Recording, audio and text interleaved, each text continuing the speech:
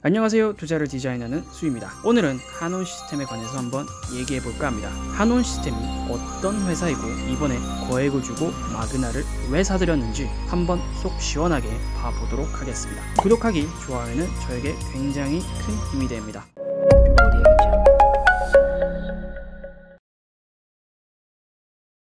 한온 시스템이라고 이름이 바뀌기 전에 원래 한온 시스템의 이름은 한라그룹의 한라비스테온 공조라고 불리던 회사입니다. 한라비스테온 공조 회사를 과감히 인수한 회사가 있었으니 그게 현 한온 시스템의 회장 윤열 회장님, 그리고 그 회장님이 수장으로 있는 한행컴퍼니와 한국타이어가 인수를 해서 한라비스테온 공조에서 지금의 한온 시스템이 되었습니다. 미래의 한온 시스템을 얘기하기 위해선 한행컴퍼니에 대해서 얘기를 안 하고 넘어갈 수 없습니다. 한행컴퍼니는 상당히 남다른 투자 철학과 그리고 사업 철학이 눈에 띄는 회사입니다. 한행컴퍼니의 대표적인 사례는 시멘트와 웅진식품에 있습니다. 남들이 투자 또는 사업군을 굉장히 꺼려하는 사업들을 과감히 인수한 뒤 낡은 것들은 버리고 주변 기업들을 인수해 나가면서 몸을 키우는 방식인 볼트온 방식을 주로 사용하는 회사입니다. 현재 한행컴퍼니는 당당히 시멘트 업계 2위를 차지했습니다. 웅진식품을 13년도에 1300억대의 돈으로 인수를 한 뒤 현재 대만 식품업체인 퉁이그룹에 1600억 원이란 돈을 받고 매각에 성공했습니다. 약 5년이란 시간 만에 투자금 2배에 달하는 수익을 냈는데요.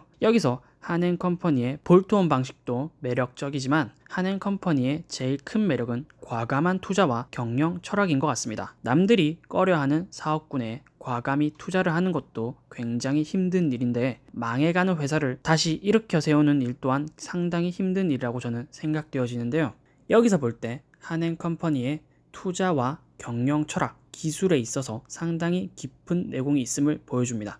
자, 그럼 본론으로 돌아와서 한온 시스템이 왜 마그나의 유압 제어 사업부를 1조 4천억 원이나 되는 돈을 주고 사들였을까요? 완성차 시장에서 친환경차는 꼭 필요한 존재입니다. 그래서 한온 시스템이 마그나를 인수한 것입니다. 마그나를 인수함으로써 한온이 얻는 이익을 몇 가지 간략하게 보면 첫 번째, 고객군의 다각화입니다. 한온 시스템의 매출 비중은 현대차가 50% 이상을 차지하고 있습니다. 마그나와 한온 시스템의 거래처는 많이 겹치지 않기 때문에 다양한 고객군을 얻을 수 있습니다. 두 번째, 친환경 자동차의 핵심 기술력, 공조 기술력과 냉각 펌프의 만남. 앞으로 전기차와 수소차는 열관리 시스템에 굉장히 많이 주목해야 합니다. 내연 차량에선 공조 시스템이 미미했지만 앞으로 친환경 차량의 연비는 얼만큼 차량 내 온도 관리가 잘 되냐에 따라 그 연비가 많이 달라진다고 합니다. 그리고 미래는 친환경 차로 갈 수밖에 없는 상황이고 발빠르게 한온 시스템이 친환경 차량의 핵심 기술을 확보해서 글로벌 시장의 점유율을 높이려고 하는 것입니다.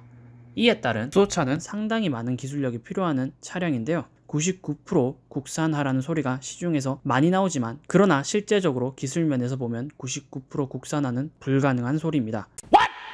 친환경 에너지에 꼭 필요한 분리막 기술인 멤브레인과 소재 기술 등등 실질적인 핵심 기술은 우리나라가 보유하고 있지 않습니다. 또한 인프라의 기술력 또한 문제가 제기되고 있습니다. 탄소에 관한 시스템과 철학을 제대로 가지고 있는 회사는 거의 없다고 보시면 됩니다. 해외 의존도가 굉장히 높습니다. 최대한 국산화를 하기 위해서 우리나라에서 자체 기술력을 보유해야 되는 상황입니다. 그렇기 때문에 한온 시스템이 이번에 과감히 마그나 유압 사업부를 매입하지 않았나 저의 뇌피셜입니다. 대중들은 상당히 불안하고 의아할 겁니다. 전기차가 요새 대세인데 왜 수소차를 가는 거야? 수소차가 실질적으로 가능한 기술인가? 하는 의견들이 분분합니다. 지금 대부분의 사업군들은 과도기 시점인데요. 완성차 또한 과도기 구간으로 진입했습니다. 과도기 구간은 상당히 불안정할 수밖에 없지만 꼭 필요한 시점이라고 저는 생각되어집니다. 전기차와 수소차를 간략하게 한번 보면 전기차는 모든 제동부를 전기에너지로 돌립니다. 그렇기 때문에 2차 전지 배터리에 관한 기술력이 상당히 큰 비중을 차지하고 있습니다. 수소차는 어떨까요? 수소차 또한 똑같이 전기에너지로 움직입니다. 수소 탱크에 저장한 수소로 전기를 발생시켜 움직이는 원리입니다. 여기서 제동부는 전기에너지가 아닌 수소 압력을 유압으로 변환시켜 제어를 합니다. 실제적으로 현대차는 몇 년 전 제동 압력 생선 장치라는 기술력에 대해서 특허권을 냈습니다. 이 기술을 이용하면 운전자는 의지대로 브레이크의 압력을 제어할 수 있다고 합니다. 이 제동 기술은 두 가지로 구분되어 있습니다. 첫 번째는 휠 실린더에 브레이크 유압을 공급하여 차량을 제동할 수 있는 유압식 제동부. 두 번째는 수소 압력을 유압으로 변환시켜 생성된 유압을 제어할 수 있는 유압 변환 제어부. 즉 정리하면 수소 압력을 유압으로 변환시키고 이것을 자유자재로 휠 실린더에 공급하여 차량을 제동한다라고 보시면 될 것 같습니다. 또한 한온 시스템은 열처리라는 공조 시스템이 주력 사업인 회사입니다. 수소차는 위험성이 굉장히 높습니다. 수소 탱크 안에 압력의 열을 제어하는 시스템이 크게 돋보여야 합니다. 수소의 폭발 위험성을 잠재우기 위해선 85도 이하로 차량을 관리해야 되는데요. 그럼 몸과 연관성이 상당히 떨어지게 됩니다. 고압의 수소를 변환시키는 유압 부분이 이 부분에서 상당히 많은 열이 발생되어질 거라고 보여지는데요. 그렇기 때문에 한온 시스템은 공조 시스템과 유압 제어부의 동시적인 기술 개발과 양산화를 위해 이 마그나의 유압 사업부를 과감히 사지 않았나 싶습니다. 이처럼 보듯이 수소차는 상당히 기술력이 들어가고 전기차는 배터리가 주요 기술력입니다. 우리나라 완성차 현대차가 살아남기 위해서는 수소차에 대한 투자를 과감히 진행해야 된다는 상황입니다. 과연 수소차 인프라가 언제 구축이 될 것인가가 관건이 문제인데요. 왜 수소차로 가야 하나? 이번엔 환경적인 부분에서 한번 들여다보도록 하겠습니다. 2018년도에 우리나라에서 IPCC 회의가 열렸었습니다. IPCC가 뭐냐고요? IPCC는 기후변화에 대한 관측을 하고 위험성을 조사하는 국제기구입니다. 여기서 협의되는 협의안으로 글로벌 나라가 정부 정책을 꾸려나가게 됩니다. IPCC 회의는 상당히 중요한 회의임에도 불구하고 이슈화가 전혀 되지 않았던 게 아쉽습니다. 2015년도에 이상기후 리스크 관리 기준은 2도였습니다만 이번 회의 결과로 1.5도로 상당히 대폭 타이트하게 낮춰졌습니다. 이 리스크 관리 기준은 2100년도까지 온도 상승량을 2도로 맞췄다면 이번 회의로 통해 1.5도로 대폭 낮춰졌습니다. 2100년도까지 1.5도가량 상승하게끔 맞춰졌다고 보시면 됩니다. 실질적으로 지금 현 상황을 유지한다면 2100년도에는 이상기후가 3도에서 4도가량 증가될 것이라고 예측되고 있습니다. 지금 현재 이상기후 상승량은 약 1도가량. IPCC 기준을 맞추기 위해서는 상당히 타이트하게 산업에 대한 혁신이 있어야 되는 상황입니다. 이런 이슈에 따라서 세계는 현재 배기가스 규제와 수소차, 전기차 판매 비율에 등의 모든 사업에 초점을 맞춘 상태입니다.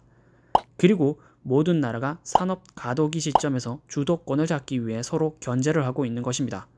이런 정치적 그리고 주도권 싸움은 자동차 사업군이 제일 타이트한데요. 현재 미국과 중국은 의무 판매라고 해서 내연 차량 자동차를 팔기 위해선 그 판매량의 10%를 친환경 차를 팔아야 하는 규제가 생겼습니다. 쉽게 예를 들어 내연기관 자동차를 500대를 팔기 위해선 전기차, 수소차를 500대를 팔아야 된다는 소리입니다. 이 규제가 별것 아닌 것 같지만 요 근래 자동차 시장에서 전기차나 수소차가 곽광받는 핵심적 이유가 된다는 말입니다. 우리나라 또한 이 규제를 맞추지 않으면 어느 나라에도 우리나라 내연기관 차량을 팔 수 없는 상황입니다. 이처럼 국가적 규제는 점점 더 타이트해질 것이고 우리나라 그리고 다른 나라 완성차 기업이 살아남기 위해선 수소차에 대한 기술 개발력이 필수가 된 상황입니다. 지금 현재는 기술적인 난제가 굉장히 많지만 가까운 미래에는 성장한 기술력으로 극복할 수 있으리라고 저는 믿습니다. 이상 영상을 끝마치도록 하겠습니다. 영상이 유익하셨다면 구독하기, 좋아요 한 번씩 눌러주세요. 시청해주셔서 감사합니다.